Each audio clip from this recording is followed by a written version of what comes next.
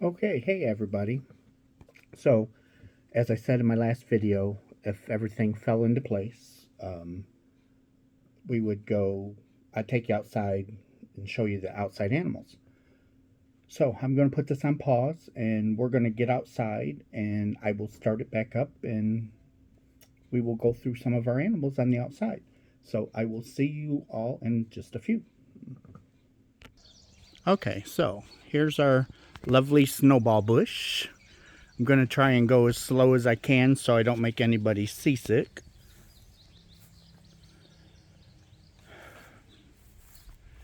And there's the goat barn in the very back, and behind that is the pig pen. And the pile of wood over there, as I was talking about in one of my other videos that me and Kevin brought up for the fire pit. And there's Kevin. And there's our lilac bush. It's kind of hard to see. It's taken some damage. And there's the chicken coop. We'll come back to it. And there's the back 40. Kevin by the hose. Fire hydrant. There we have our peonies and a maple tree. And as you can hear the goats. And there's Queen.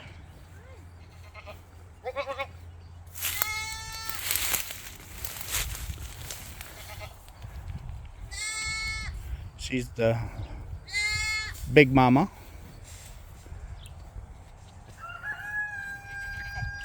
There she is.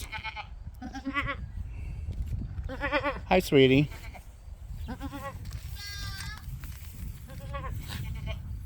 Hi, baby girl.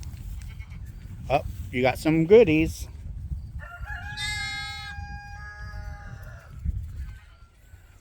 Okay, so now we are going to walk over this way. And in a separate pen, we have two other goats.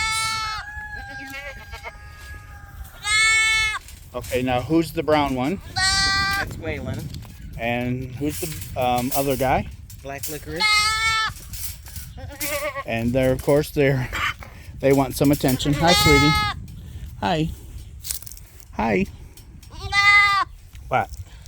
What? Hi, What? sweetie. What? You've been drinking. Yeah, Daddy don't have no goodies, does he?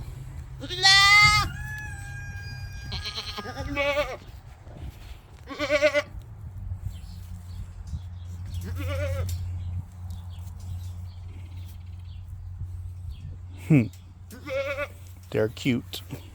They will go to the fair to be judged. And now we are heading back to the pig enclosure.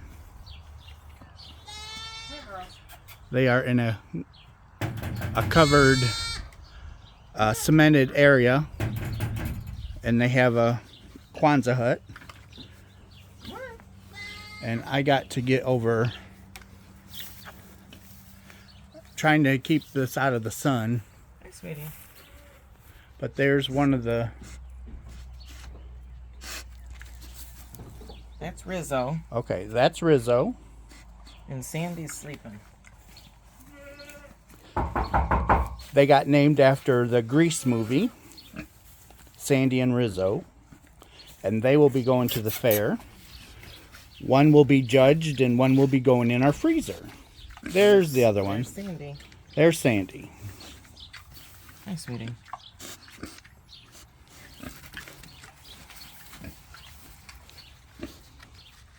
Hi, Sweetums. Hi, Sweetums. Dad's baby pig pigs. Dad's baby pig pigs. I don't have marshmallows. They love marshmallows. They just got some tonight for the first time.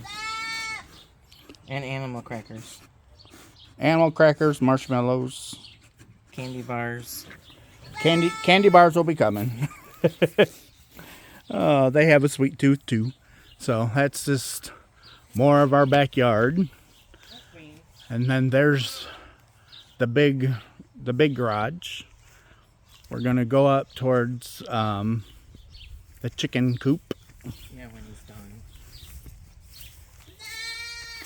Trying to keep out of the sun.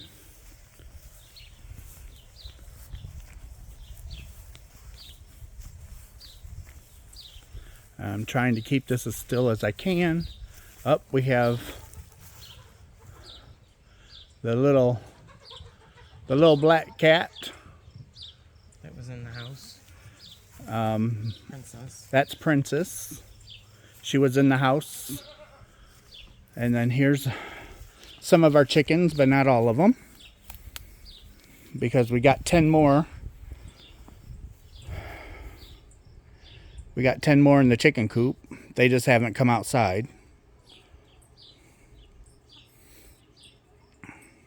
But they're enclosed, so no animals get them. And that's one of my little girls, Top Hat. And there's the other one, Top Hat. I don't know what the rooster is. It was supposed to be a girl, but we ended up with the rooster. I think he's an olive egger, because that's what she is over on the left.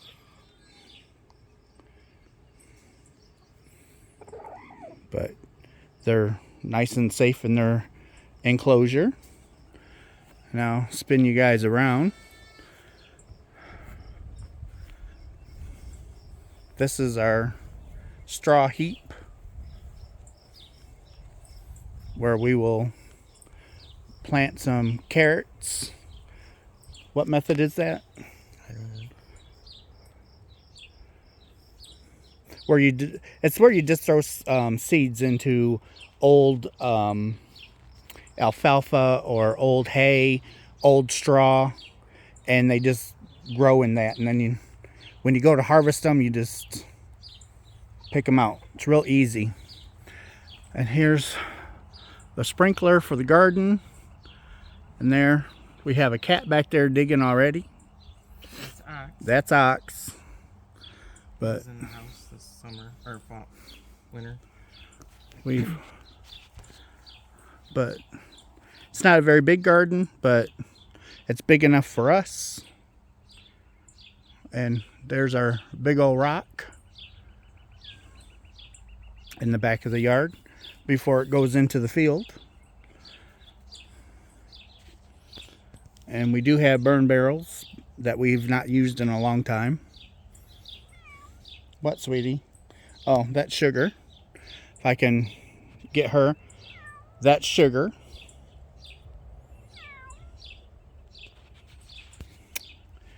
And try not to move too fast here.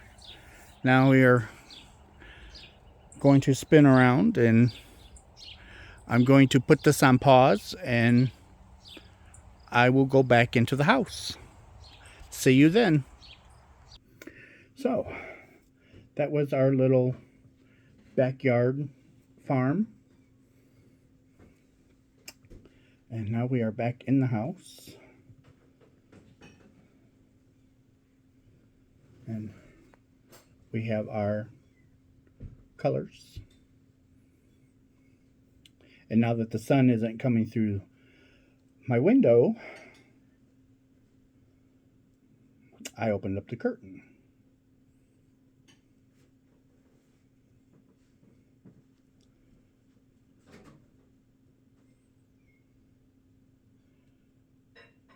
I should have took more video of the cats, because we had one cat nursing, and we had three cats laying down on the cement sleeping.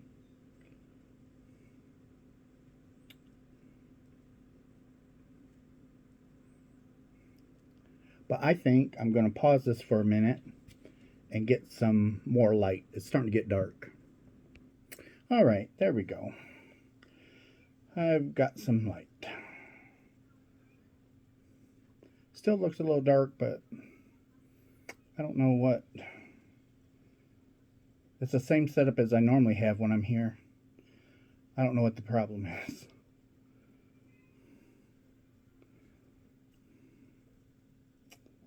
Oh well. So anyhow, I hope you guys enjoyed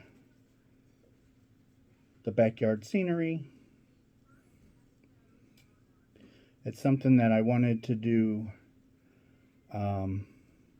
last year, but never got around to it. And the winter was here, and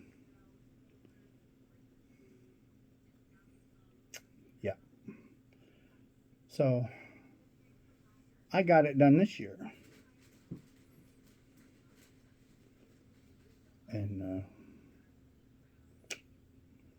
is what it is.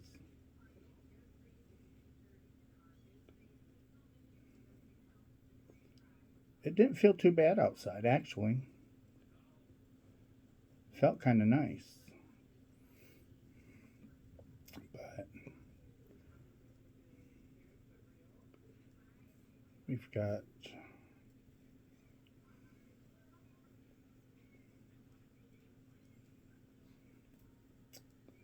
I'll make it because I don't have my fan, so I can't turn my fan on.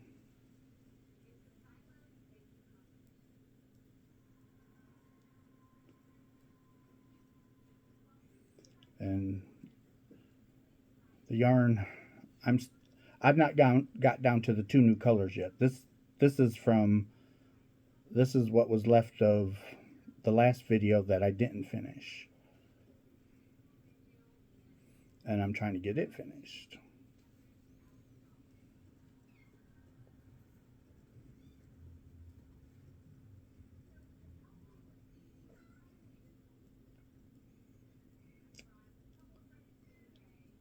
I'm gonna have to take something for my headache while I'm waiting for this video to upload. And you can hear the kittens in the back. They're in the living room with Kevin.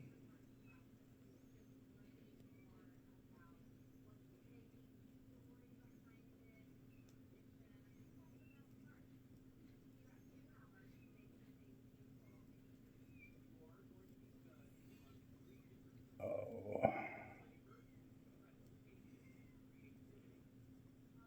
this is it's getting it's taking some time to get through one of these sides as it gets bigger.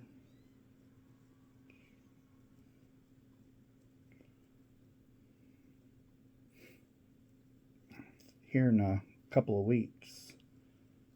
Oh, here's the knot.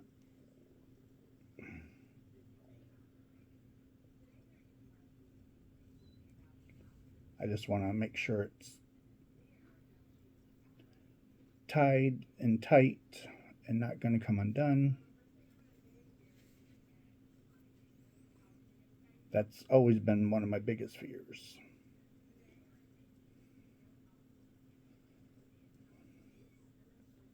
I was talking to a friend. We were texting back and forth, and she's like, "Oh, I'm playing yarn chicken." No, not me. Not me. I every time I try yarn chicken, I lose badly, and that's why even when I'm going to make a sweater or something, I always buy an extra skein or two or extra hank or two just because I am not playing chicken.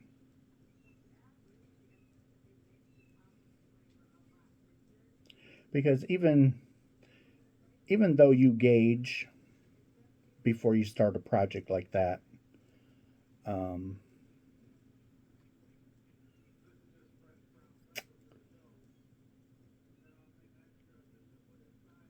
as you as you go through your project, especially making a sweater, your tension can change. Um, that's you know they want you to always do a swatch, usually 4x4, and check your gauge over um, that many stitches. But as you if you don't continuously check your gauge while you're doing the object, your gauge can change because you get relaxed. Your stitches might get a little loose. You could have just had an argument or had a bad day. Your stitches could be tight because if you don't just sit down and knit your item in the same time period that you did your swatch, you'd have to swatch every time you picked up. Well, by then, I wouldn't want to do it if I had to swatch every time I picked up my project. So it doesn't hurt just to have the extra skein or extra hank.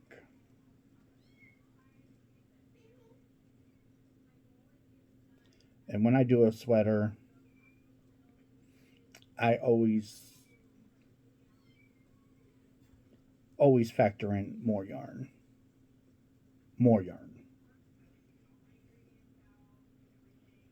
because I don't want to run out, and especially dye a lot. It's like you know when you're buying 10 or 12 hanks to make a sweater, and you go back to the store or yarn shop or even online, you don't have, you might not be able to get that same dye lot.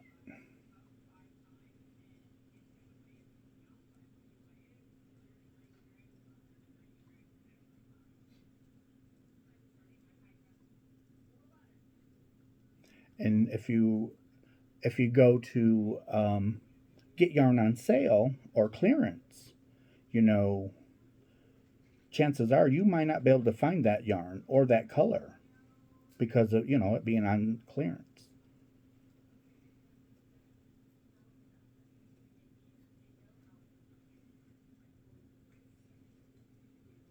So I always make sure to pick up that extra. Always pick up that extra skein or hank.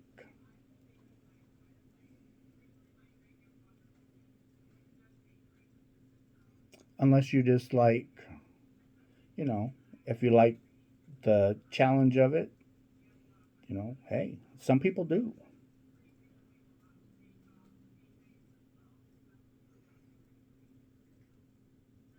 Some people's tensions might not change. Mine does. Mine changes. If I'm mad, upset, tired, I make a lot of mistakes when I'm tired. I was doing a test pattern and I had to stop because no matter what I did, it was not coming out. I did a one row like 4 or 5 different times. It's just like, mm, no, not right, not right.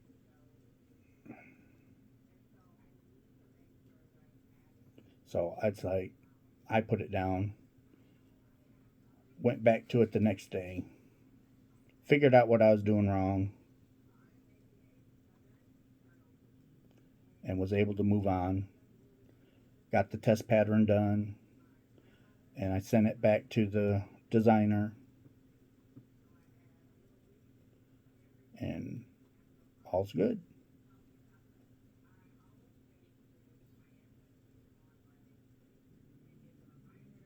Hey, why are you growling? That is, Junior.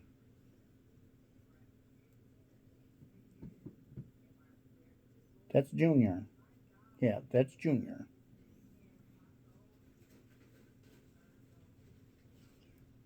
I don't think Sweet Pea's seeing all that well.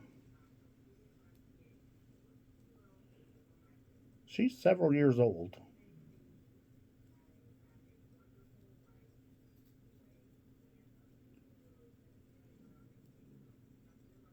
but I don't think she sees all that well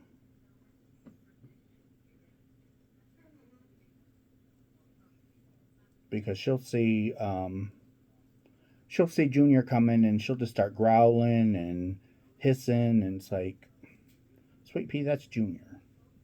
And then when he gets closer, she realizes who it is, and then she's okay. She'll even she'll even give Junior a bath.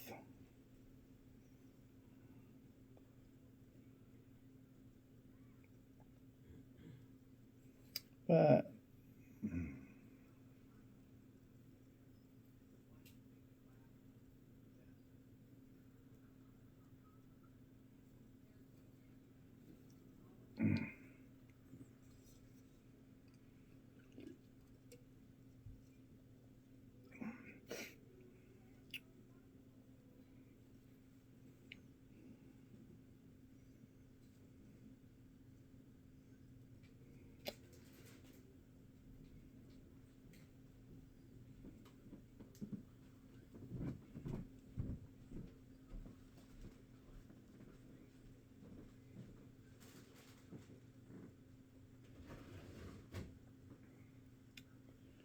well, this will be video number 3. So I at least got 2 more to go. And then I should be caught up to how many videos I wanted to have done.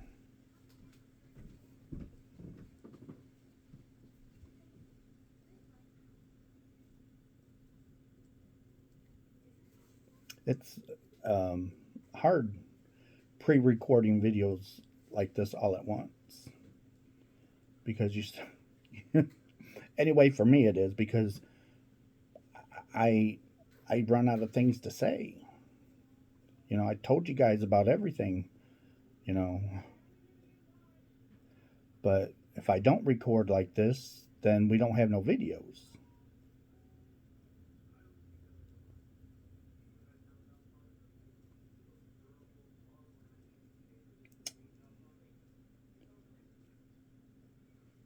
And I don't mind doing the videos as long as I got time and not trying to hurry. Trying to record and going to work and stuff like that, no, that was way too hard. I couldn't do that. But I gave it my best. I did it for a while. And it's just like too much.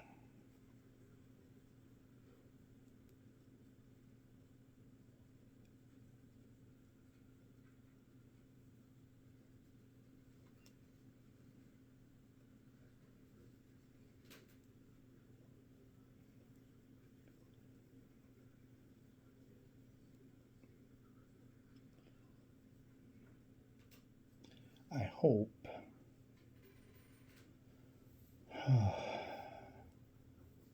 as hot as it's going to be, I hope we don't have any issues at work.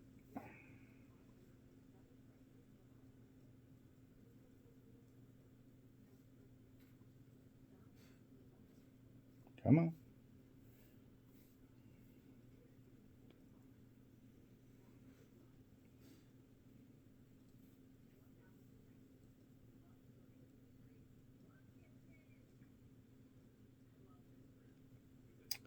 We're already at 24 minutes.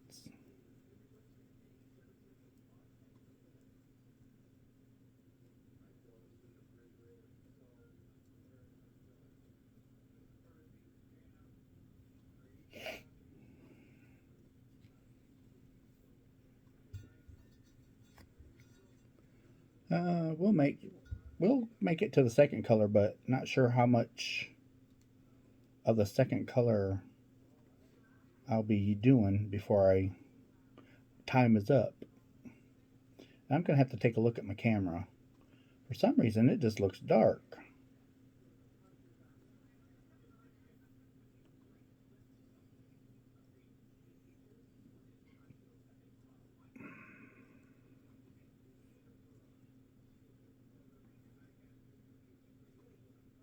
I mean, you can still, I mean, it's still light enough that you can still see me, but it's not as bright as it usually is. I don't know why.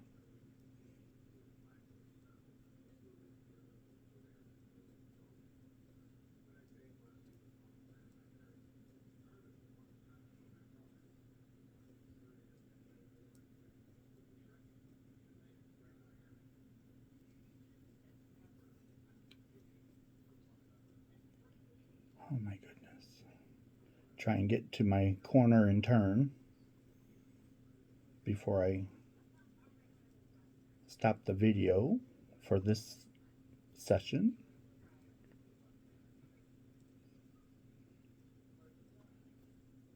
See see where we're at when I turn the corner.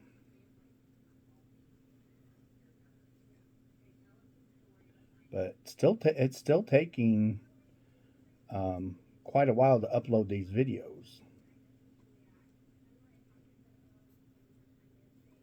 and I don't know why.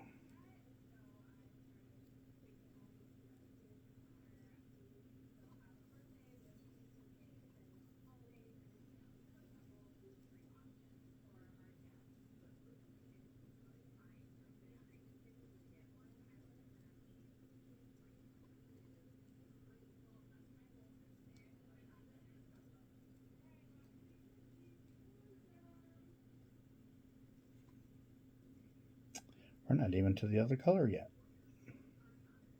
It'll be coming up though very soon.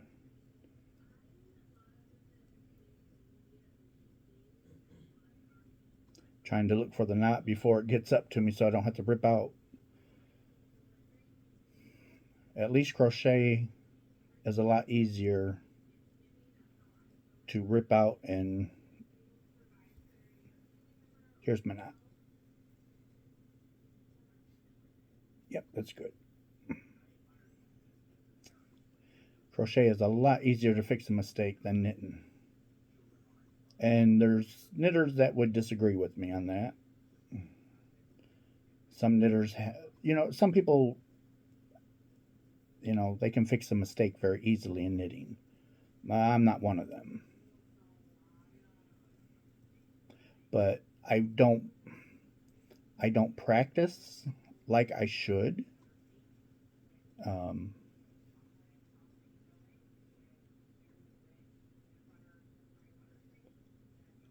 because that's that's how you learn, is by practice. And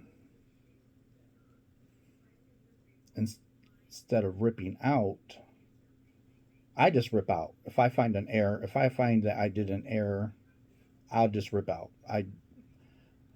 I'm knitting, I'll put a lifeline in where I know it's right, and then I'll just rip back out to there. And there's some that I just rip all the way out.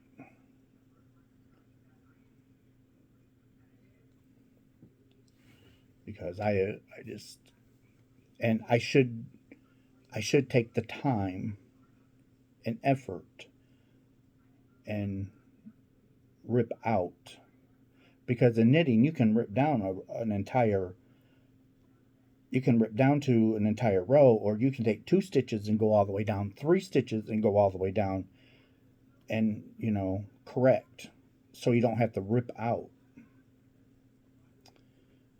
And that's what I need practice on.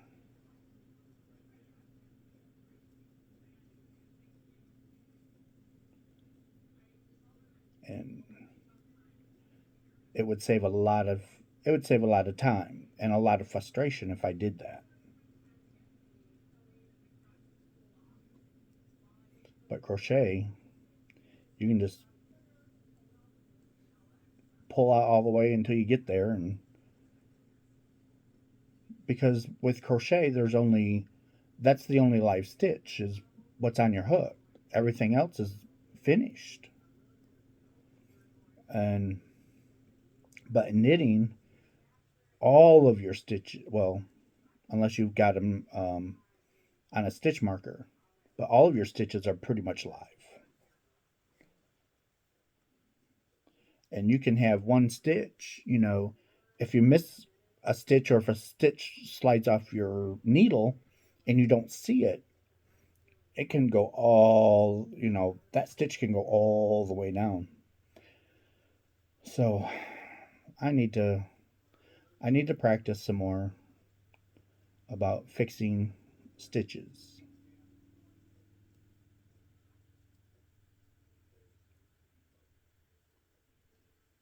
And anybody can practice a knit, to fix knitting stitches. Just knit a swatch, put a bunch of errors in it, and then go back and see if you can fix them, because that's how you learn. So then when you are on a major project, it's like, oh yeah, I know what to do. Even with fixing cable stitches, you can fix a cable stitch. You just have to practice and learn, and that's what Russ needs to do.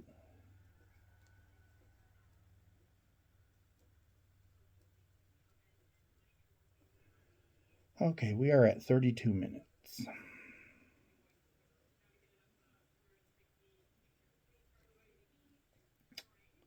So I guess I need to wrap this video up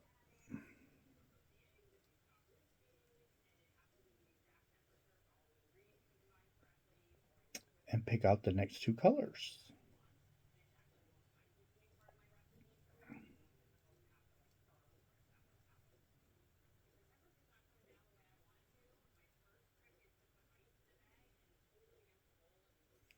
Okay, I will stop there.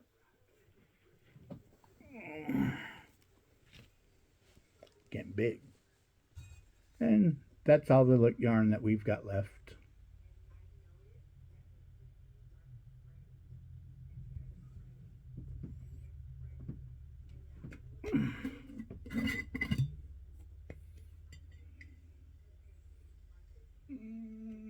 Mix them up. Okay, so we've got that color. It's like pink and grays and whites.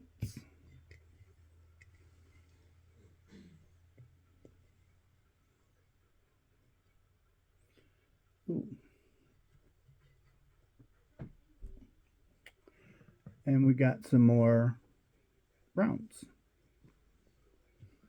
Okay, so that's it for this video. Thank you for watching. I love you, and I will see you on my next video, okay? Bye.